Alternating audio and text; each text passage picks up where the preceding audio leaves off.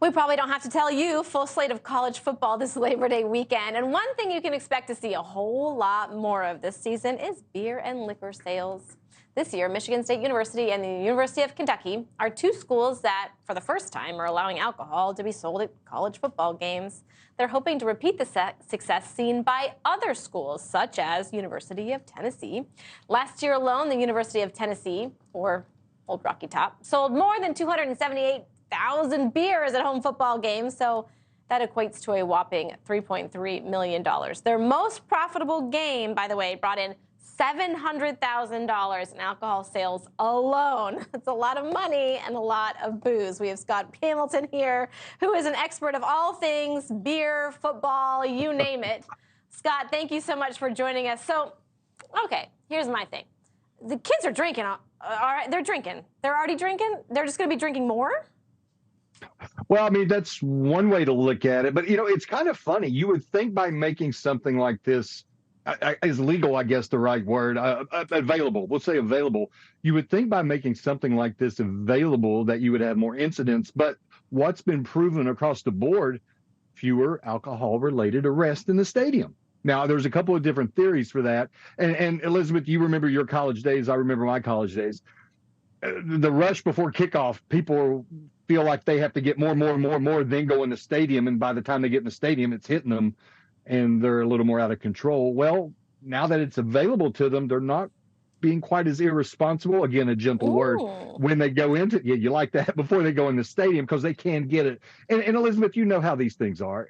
If it's forbidden, it makes it more lucrative, more tempting. And, but if you can get it, well, it's not quite that big of a deal. So it's actually been. Scott, my mother's watching. I still am not 21, and I haven't had any alcohol in my entire life. So I don't know what you're talking about, but I do want to do a macro view here, because are we just making college sports like going to a major league? I mean, it's becoming professional, is it not?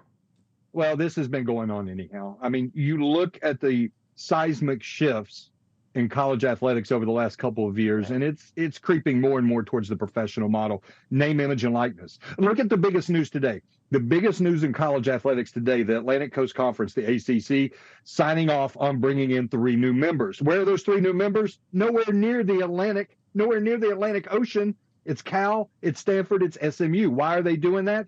Because they have to have members to keep getting in the money, to keep up with the likes of a Big Ten, to keep up with the likes of the SEC and their massive TV deals. It's all about the dollars in college athletics. And when you're selling alcohol, it's another revenue stream to keep up for the arms race of facilities.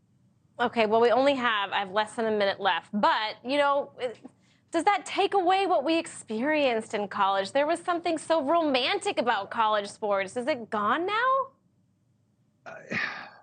I don't know. I mean, we're still going to watch. It's what we do. That's true. But to your point, we're losing the regional rivalries. We're losing just get the old family together and root on State U kind of feel to it. It's going to the professional model, but it's change, and change is inevitable for everything. We just got to accept it. Okay, so we can agree that I have still never drank beer, and now we're getting arrested less, and now maybe perhaps college sports are turning professional, and we'll leave it at that. Scott Hamilton, thank you so much for joining us.